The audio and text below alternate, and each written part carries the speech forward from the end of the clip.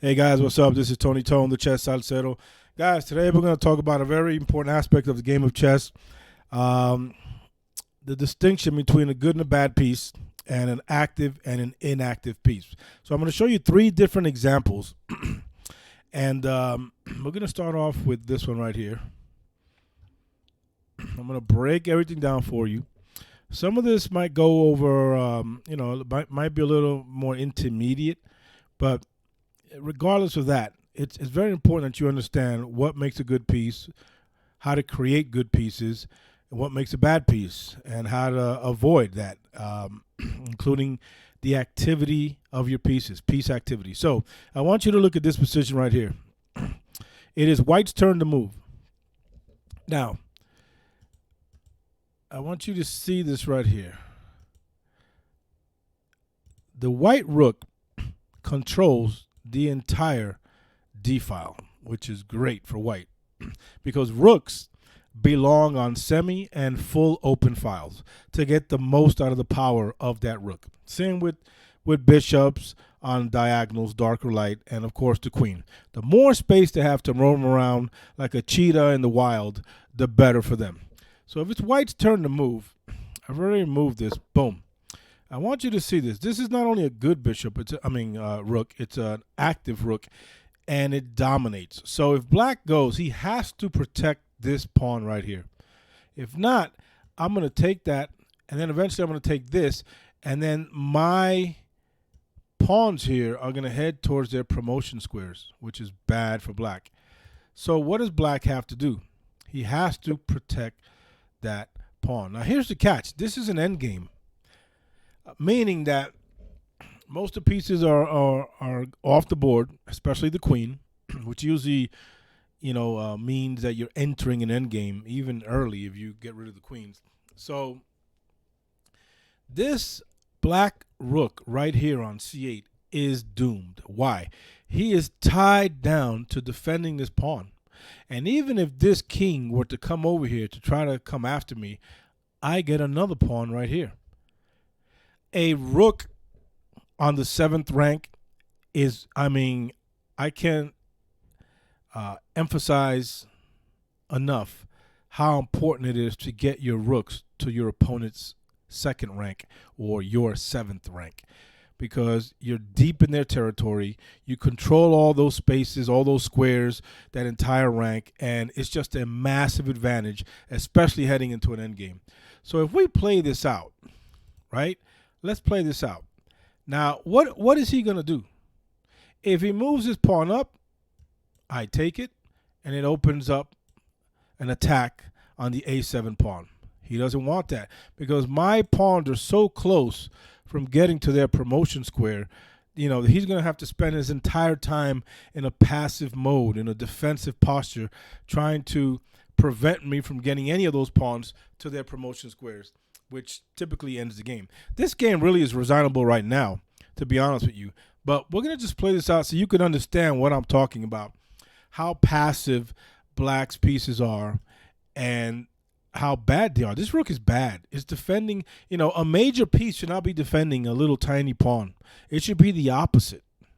A pawn creating outposts and defending knights, bishops, rooks, even a queen. So if we play this out, he defends the pawn on c7. Now I go. What I'm going to do is eventually I'm going to take this king and I'm going to march this baby forward down this diagonal. It's going to take some time, but I'm going to do that to get him off of this square, to get this pawn out of here, to clear the path for my pawn to get to that promotion square to queen. This is the plan that I have.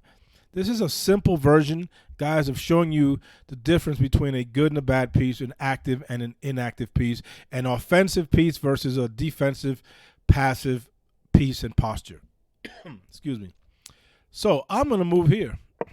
He can't go here because I'll push this up and eventually get him out. Get him out here. So let's see. He tries to come over here to try to attack my rook, and I'm going to move closer. He cannot move here. Let's say he does. I take this, and look, Now I'm starting to open up these files to get these pawns on this flank to their promotion squares. Excuse me. This is a lost position for black completely. He excuse me. He could have resigned a while back, but I want to play this out just a little more. So now he comes back, and look at this. I could come here and actually take this pawn out, and now my other pawn will be home free. So let's say he moves here. I take him. He goes here. I attack. He goes here. Look at this. It's open. All the while, little by little. Let's say he moves over here now. Oops, sorry. Let me go back here. I'm not going to do this yet. Sorry, because he would take the rook. So that was a mistake. The point that I'm making is that I have now an open file. Right? So let's say he comes here. Oops, sorry. Let me come back. He gets out of the way, and I continue moving forward here. Let's say he comes here now because this pawn is not attacked.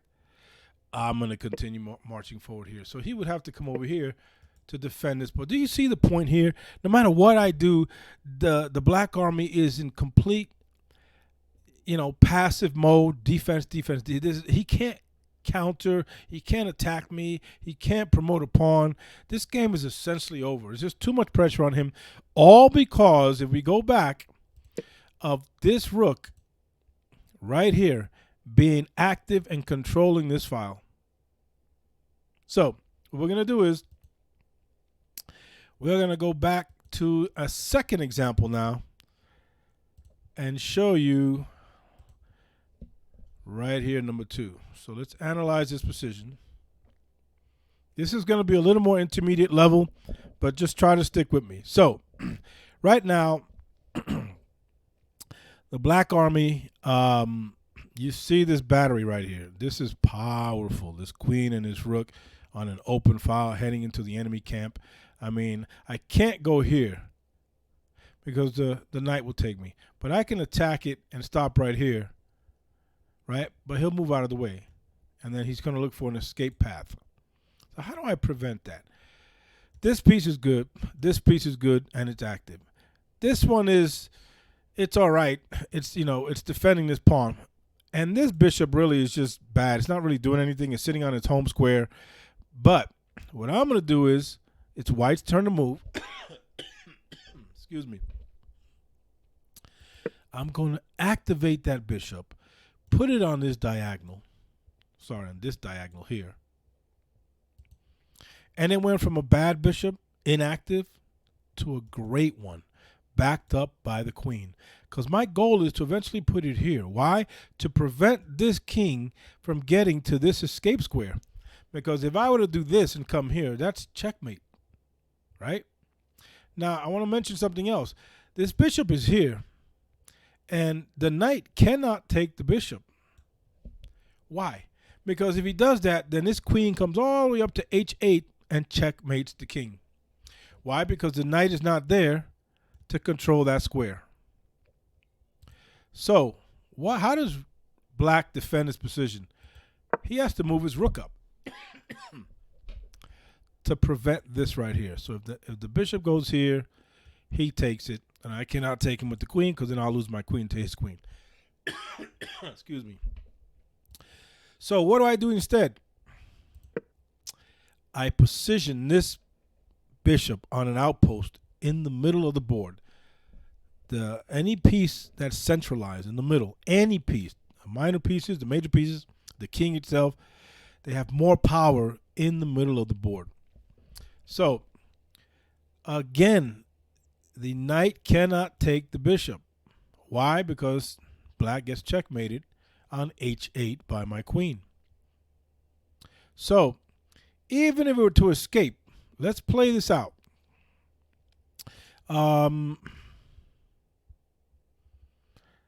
Let's say he moves here. And look what I do. I come here. He has to get out of the way. I take, and he can't take me, and he can't take me here because it's pinned to the queen. This is just a bad. It's just got worse. And it only got worse. Why? Because I finally developed my bishop that was bad and sitting at home on c1 all the way up to f4. You see this here? Let's say he moves here and I come here. Oops, sorry. He comes right here. I come here.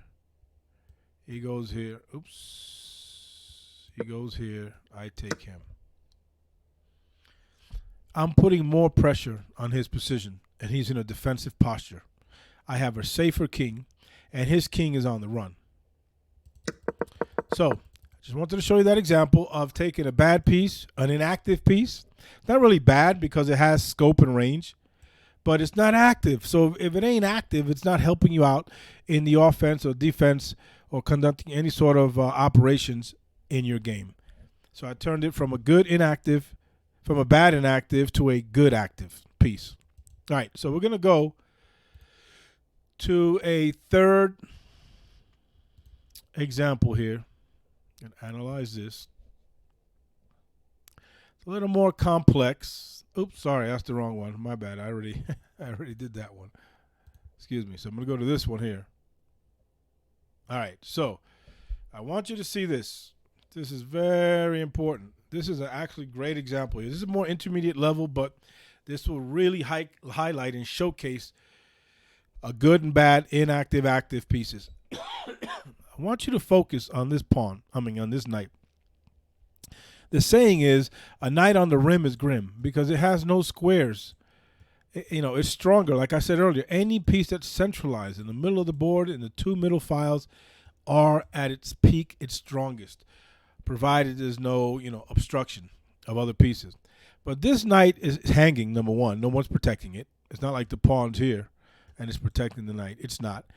I don't know how it got there or why. I guess it was here and it came here to attack this bishop. The problem is, you see this bishop right here? It's hemmed in by its own pawn.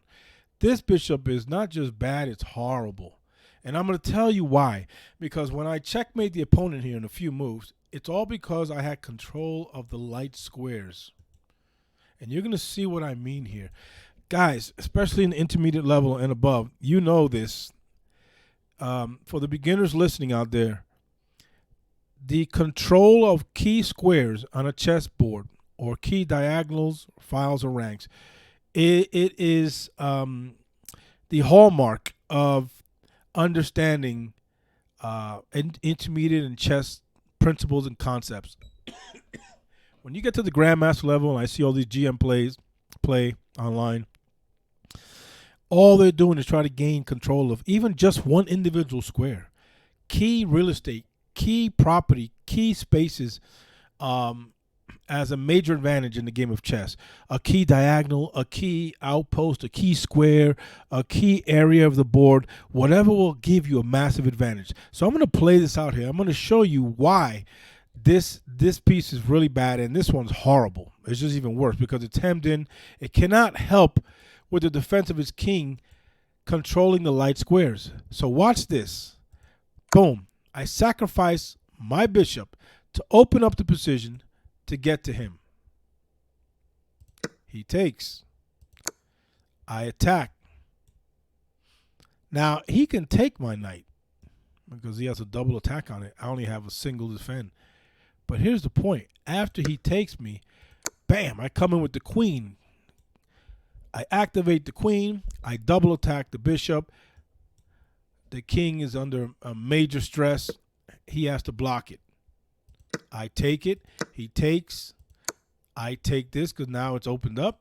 He has no choice but to go where? Right here.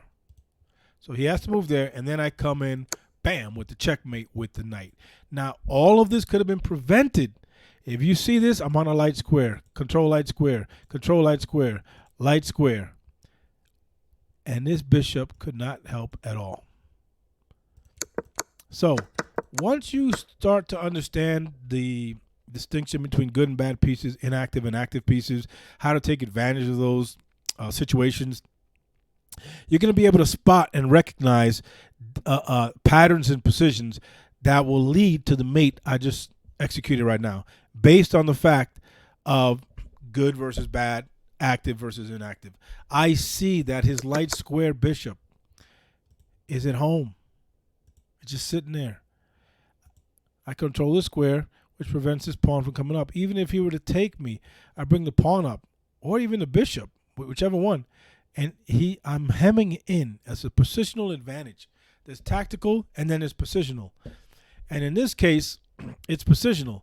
He can't get this pawn, this bishop, or this queen cannot come help its king on this side. And then this knight is just doing really nothing there other than attacking the bishop, which really doesn't even come into play because of that bishop sack. So, guys, I hope you have a little better understanding as to the distinction between good and bad, active versus inactive, how to exploit those advantages to your advantage. This takes a lot of time, a lot of seasoning, a lot of studying, a lot of playing. Guys, you have to, repeat. They say that repetition is the mother of skill in any field. When I used to be a dance instructor, I would have my students repeat something correctly. That's the key term here. Practice. It's not practice makes perfect. It's correct practice, which leads to massive improvement. There's no perfection. So they should change that phrase.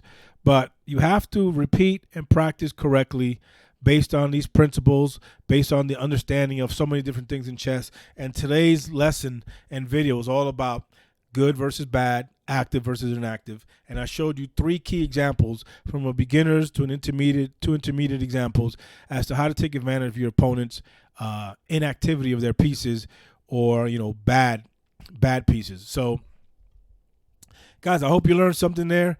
Thank you guys for watching. Please subscribe to my YouTube channel, chess.salcedo27.